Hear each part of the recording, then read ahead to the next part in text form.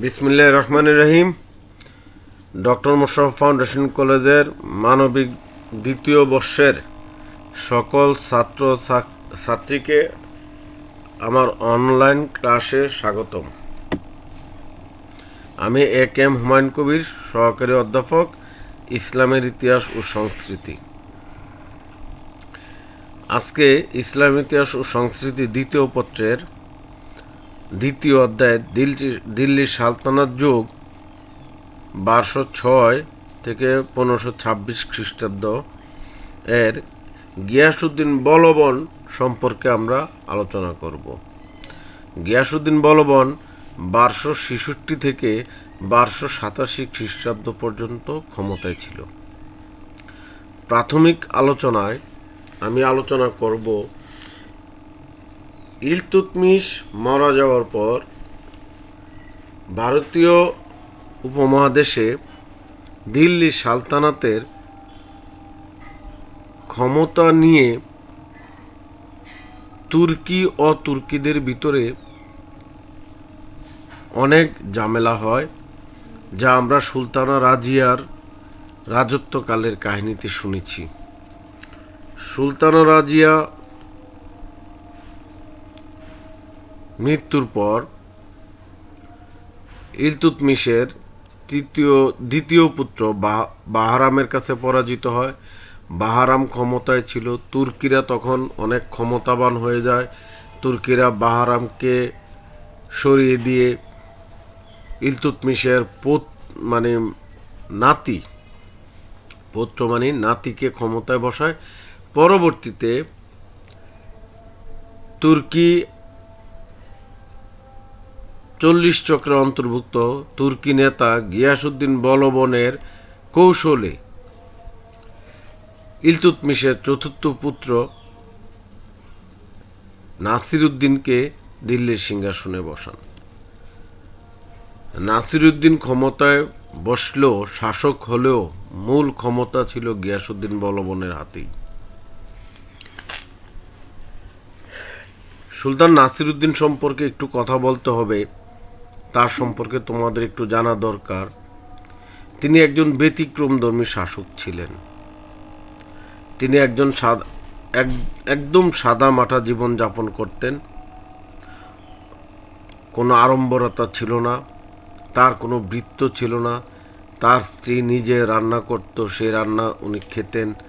তিনি টুপি সেলাই করে কোরআন শরীফ লিখে ওনার জীবিকা নির্বাহ করতেন। রাজকোষ থেকে কোনো অর্থ তিনি গ্রহণ করতেন না। মূলত রাজ ক্ষমতা ছিল বলবনের হাতেই। বলবন নাসিরউদ্দিনের উজির হিসাবে, প্রধানমন্ত্রী হিসাবে 20 বছর অতিবাহিত করার পর নাসিরউদ্দিন ইন্তেকাল করে।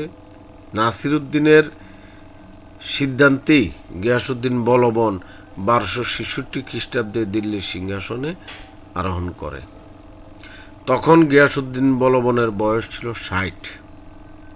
তাইলে আমরা এখানে একটা ব্যতিক্রমী একটা বয়স আমাদের সামনে চলে আসে, যে সবচেয়ে বেশি বয়সে কে ক্ষমতায় গ্রহণ করে, কে ক্ষমতায় অধিষ্ঠিত হয়। তাইলে আমরা নিশ্চয়ই নির্দ্বিধায় বলতে পারবো এটা হলো গিয়াসউদ্দিন বলবন। গিয়াসউদ্দিন বলবন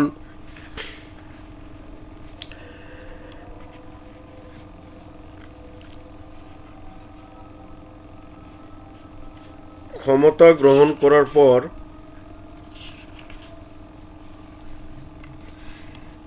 তিনি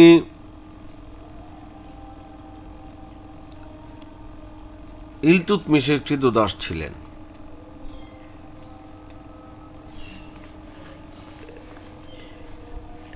কিভাবে ক্রীতদাস হলেন সেই একই কাহিনী। যেমন আমরা প্রথমে কার নাম, দিল্লি সালতানাতের স্বাধীন সুলতানকে কুতুবউদ্দিন আইবেক। কুতুবউদ্দিন আইবেক কি ছিলেন? ক্রীতদাস ছিলেন, কিন্তু বাড়ি ছিল কোথায়? তুর্কিস্তানে। তিনি একজন তুর্কি ছিলেন। ইলতুৎমিশ তাও তুর্কিস্তানের একজন সম্ভ্রান্ত পরিবারের ছিলেন, কিন্তু তিনি বাইদের ষড়যন্ত্রে ক্রীতদাসে পরিণত হন। এই গিয়াসউদ্দিন বলবনও তার নাম ছিল বাহাউদ্দিন। তিনিও ক্রীতদাস ছিলেন। মঙ্গলদের হাতে তিনি বন্দী হন এবং মঙ্গলদের কাছ থেকে তিনি ক্রীতদাস হিসেবে ভারতবর্ষের শাসকের নিকট বিক্রীত হন। তাহলে তিনিও ক্রীতদাস ছিলেন। তিনি ক্ষমতা গ্রহণ করার পর নাসিরুদ্দিনের সময় উজির থাকার সময় তিনি যে সকল ত্রুটি বিচ্যুতি দেখেছিলেন সাম্রাজ্য পরিচালনার ক্ষেত্রে, তিনি সেই সকল ত্রুটি বিচ্যুতি দূরীকরণের প্রচেষ্টায় নিজেকে নিয়োজিত করেন। তিনি সালতানাত সুদৃঢ়করণের জন্য প্রয়োজনীয় ব্যবস্থা গ্রহণ করেন। তার গৃহীত পদক্ষেপসমূহ হল সালতানাতের মর্যাদা বৃদ্ধির ব্যবস্থা করেন। কারণ আমরা এখানে দেখেছি পূর্ববর্তী শাসক নাসিরুদ্দিন তিনি সাদামাটা জীবনযাপন করতেন, টুপি সেলাই করতেন, কোরআন শরীফ পড়তেন, তার স্ত্রী নিজে রান্না করতেন, কোনো বৃত্ত ছিল না, অতি সাধারণ। তাইলে গিয়াসউদ্দিন বলবন দেখলেন যে রাজার প্রতি জনগণের কোনো দৃষ্টিই নেই। জনগণ কাকে ভয় করত তখন? গিয়াসউদ্দিন বলবনকে। কেন? ক্ষমতা তার হাতে ছিল। যখন গিয়াসউদ্দিন বলবন স্বয়ং নিজে ক্ষমতা গ্রহণ করলেন, তখন তিনি বুঝতে পারলেন যে জনগণ যদি তাকে মর্যাদা না দেয়, তাকে যদি সম্মান না করে, তাহলে রাজা হিসাবে তার যে একটা কি বলে এটাকে, যে তার যে একটা গ্রহণযোগ্যতা, সেই ক্ষেত্রে তার গ্রহণযোগ্যতার ক্ষেত্রে একটা মানসিক যে তৃপ্তি সেটা তার ভিতরে হবে না। সেই জন্য তিনি সালতানাতের মর্যাদা বৃদ্ধির ব্যবস্থা গ্রহণ করেন। 2 নাম্বার, সামরিক সংস্কার। তিনি নাসিরুদ্দিনের সময় উজির প্রধানমন্ত্রী থাকার সময় মঙ্গল আক্রমণ প্রতিহত করেন। সেজন্য নাসিরুদ্দিনের সময় মঙ্গলরা দিল্লি সাম্রাজ্যকে আক্রমণ করে সুবিধা করতে পারেননি। গুপ্তচর প্রথা প্রবর্তন করেন। সাম্রাজ্যের কোথায় কে কি করে সেগুলো সম্পর্কে তার কাছে তথ্য দেওয়ার জন্য তিনি গুপ্তচর প্রথার ব্যবস্থা করেন। বিচার ব্যবস্থা তিনি ন্যায় বিচারক ছিলেন। বিচার ক্ষেত্রে তিনি কোনো স্বজনপ্রীতি গ্রহণ করতেন না বা স্বজনপ্রীতির আশ্রয় দিতেন না। তিনি খুব ন্যায় বিচারক ছিলেন এবং বিচার ক্ষেত্রে খুব কঠোর ছিলেন। আমরা যদি সালতানাতের মর্যাদা বৃদ্ধির ব্যবস্থা সম্পর্কে একটু আলোচনা করি, তাইলে বুঝতে পারবে কিভাবে তিনি মর্যাদা বৃদ্ধি করেছিলেন।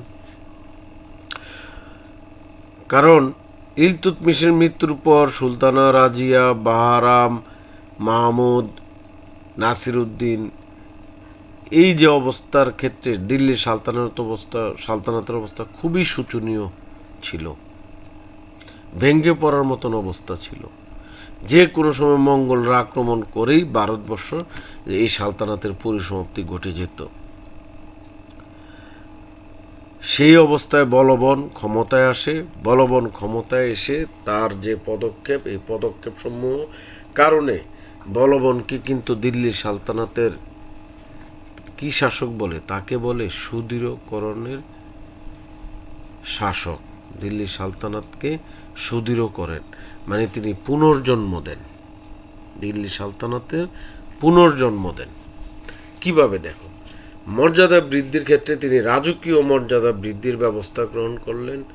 মানে তোমার রাজাকে যদি কেউ সম্মান করে, রাজদরবারে কেউ যদি সম্মান করে, তাহলে এটা রাজ্যের সম্মান। তিনি সাম্রাজ্যের সালতানাত বা তার রাজদরবারকে তিনি পারস্যের আদলে গড়ে তোলেন, পারস্য রাজের আদলে গড়ে তোলেন, পারস্য রীতিনীতি নিয়ে আসেন।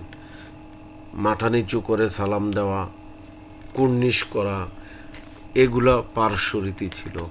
আর দরবারের যে চাকচিক্য সেটা ছিল গজনীর সুলতানের যে দরবার ছিল, সেই দরবারের সাজসজ্জা উনি গ্রহণ করেন।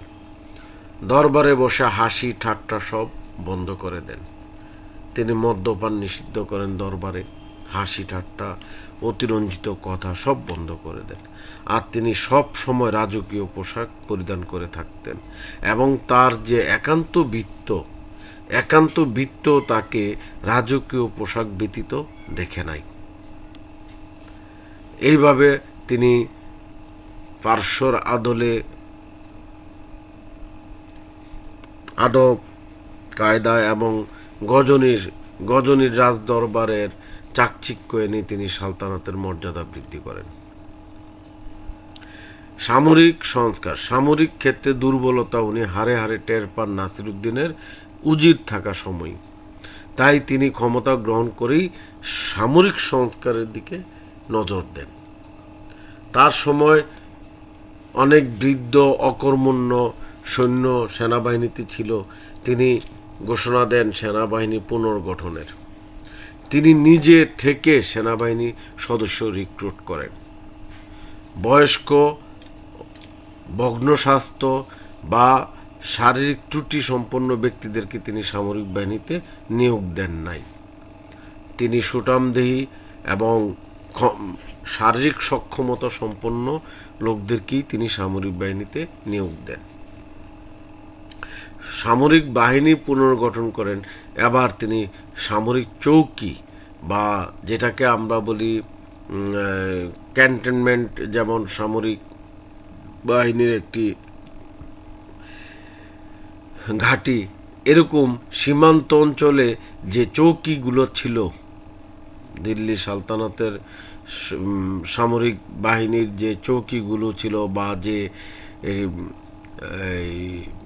ক্যান্টনমেন্টগুলো ছিল, সেগুলো তিনি সংস্কার করেন, আরও বড় করেন, সেখানে আরও বেশি সৈন্য সমাবেশ করেন এবং তিনি নতুন আরও কয়েকটি এরকম সামরিক চৌকি প্রতিষ্ঠা করেন। যার কারণে মঙ্গলরা আগে যে গ্যাপ ছিল, গ্যাপ দিয়ে আসার চেষ্টা করলেও এখন গ্যাপ যেহেতু তিনি সীমান্তে কমিয়ে দেন, সেহেতু মঙ্গলরা তার সময় আর দিল্লি সালতানাত আক্রমণ করার সাহস পাননি। গুপ্তচর প্রথা সাম্রাজ্যে তার বিরুদ্ধে যাতে কোনো ষড়যন্ত্র হলে তিনি জানতে পারেন, সেজন্য তিনি গুপ্তচর প্রথা প্রবর্তন করেন। বিচার ব্যবস্থা, আগেই বলেছি তিনি একজন ন্যায় বিচারক ছিলেন। তিনি কোনো স্বজনপ্রীতি পক্ষ অবলম্বন করতেন না। তিনি যত বড় লোকই হোক তাদের বিচার করতে তিনি কুণ্ঠাবোধ করতেন না। আভ্যন্তরীণ বিদ্রোহ দমন,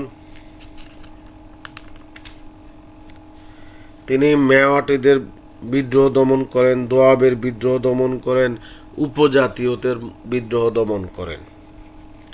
সবচেয়ে মজার কথা হলো যে ইলতুৎমিশ 40 চক্র গঠন করেছিল, বদনেগানি সেলেগান, এই ইলতুৎমিশের গঠিত 40 চক্র সদস্যই ছিল এই বলবন, কিন্তু বলবন ক্ষমতায় এসে এই 40 চক্রকে ধ্বংস করে দেন।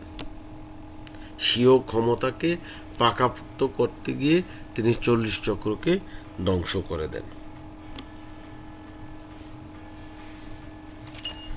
মঙ্গল নীতি,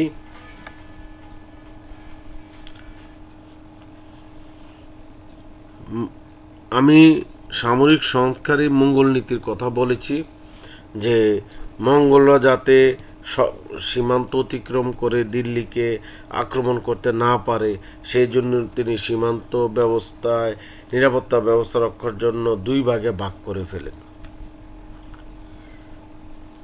প্রথমে চাচাতো ভাই শের খানকে এবং শের খানের মৃত্যুর পর স্বীয় পুত্র মোহাম্মদকে মুলতান ও দীপালপুরের শাসনকর্তা নিযুক্ত করেন। দ্বিতীয় পুত্র বুগরা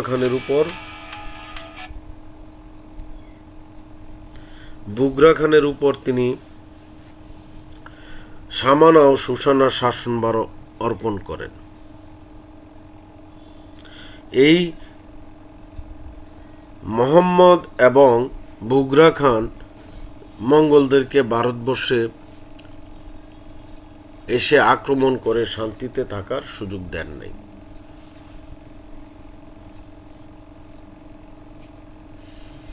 এইভাবে তিনি মঙ্গলদেরকে প্রতিহত করার জন্য মঙ্গল নীতি গ্রহণ করেন। বাংলার বিদ্রোহ দমন, মঙ্গল আক্রমণের সুযোগে এবং বলবনের বার্ধক্যের সুযোগ নিয়ে 1278 খ্রিস্টাব্দে বাংলার শাসনকর্তা তুগরিল খান বিদ্রোহী হন। তিনি সুলতান মুগিসউদ্দিন উপাধি ধারণ করে স্বীয় নামে খুতবা পাঠের আদেশ করেন এবং স্বাধীনতা ঘোষণা করেন। তার বিরুদ্ধে প্রথম দুটি অভিযান ব্যর্থতায় পর্যবসিত হলে সুলতান বলবন সৌজন্যে তুগরিলের বিরুদ্ধে অগ্রসর হন। বলবনের আগমনের সংবাদে তুগরিল রাজধানী লক্ষণাবতী ত্যাগ করে প্রথমে সোনারগাঁও পরে উড়িষ্যা অভিমুখে পলায়ন করে। বলবন শেষ পর্যন্ত তার পশ্চাৎপদন করে তাকে গ্রেপ্তার ও হত্যা করেন 1281 খ্রিস্টাব্দে। অতঃপর বলবন তার দ্বিতীয় পুত্র বুগরা খানকে বাংলাদেশের শাসনকর্তা নিযুক্ত করে দিল্লিতে প্রত্যাবর্তন করেন। সুযোগ্য পুত্র প্রথম মোহাম্মদ 1286 খ্রিস্টাব্দে মঙ্গল আক্রমণে প্রতিহত করার সময় অকাল মৃত্যুবরণ করলে অশীতপর বৃদ্ধ সুলতান বলবন এতই শোকাভিভূত হয়ে পড়েন যে অল্প দিনের মধ্যে 1287 খ্রিস্টাব্দে তিনি ভগ্ন হৃদয় দেহত্যাগ করেন। দাস বংশের পতন। বলবনের মৃত্যুর সাথে সাথেই দাস বংশের পতন সূচনা হয়। 1287 খ্রিস্টাব্দে বলবন মৃত্যুবরণ করেন। 1290 খ্রিস্টাব্দেই দাস বংশের পতন হয়। 3 বৎসরের ভিত্তি। কারণ বলবন মৃত্যুর পূর্বে তার সুযোগ্য পুত্র বুগরা খানকে উত্তরাধিকারী মনোনীত করতে চাইলে বুগরা খান উক্ত গুরু দায়িত্ব বহনে অনিচ্ছা প্রকাশ করেন। সুলতান মোহাম্মদের পুত্র কায় খসরুকে উত্তরাধিকারী মনোনীত করে যান।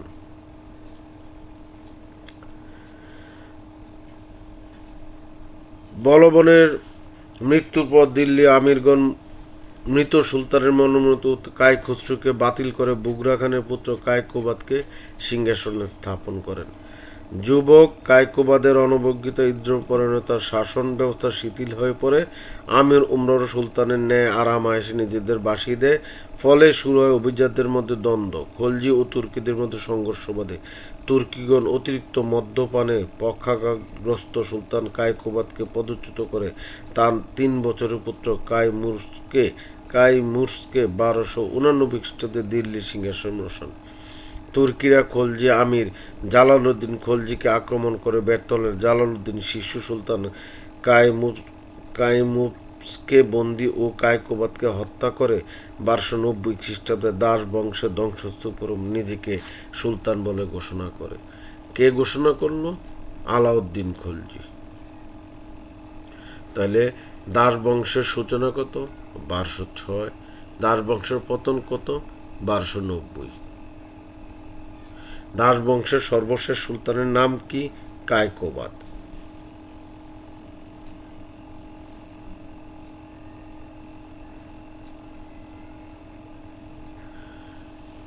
এখানে একটু বিতর্ক আছে। কায়কোবাদ কাইমুরস ছিল নাবালক, 3 বছরের। এই কারণে তাকে তখন খলিফা হিসেবে গ্রহণ করা হয় না। আসলে খলিফা ছিল কে? কায়কোবাদ।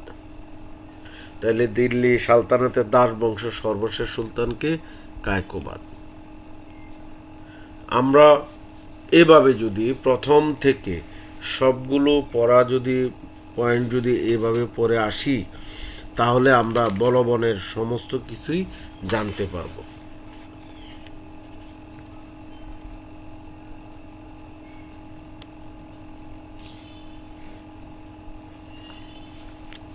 তাহলে আমরা উপরোক্ত আলোচনা থেকে বলতে পারি, গিয়াসউদ্দিন বলবন দিল্লি সালতানাত সুদৃঢ়করণে যে সকল পদক্ষেপ গ্রহণ করেন, এই সকল পদক্ষেপ গ্রহণ করার জন্য তাকে দিল্লি সালতানাতের একজন পুনর্জন্ম দাতা হিসাবে আমরা অভিহিত করতে পারি। তাহলে আমরা এখানে গিয়াসউদ্দিন বলবনের উদ্দীপক আমরা একটা পাব।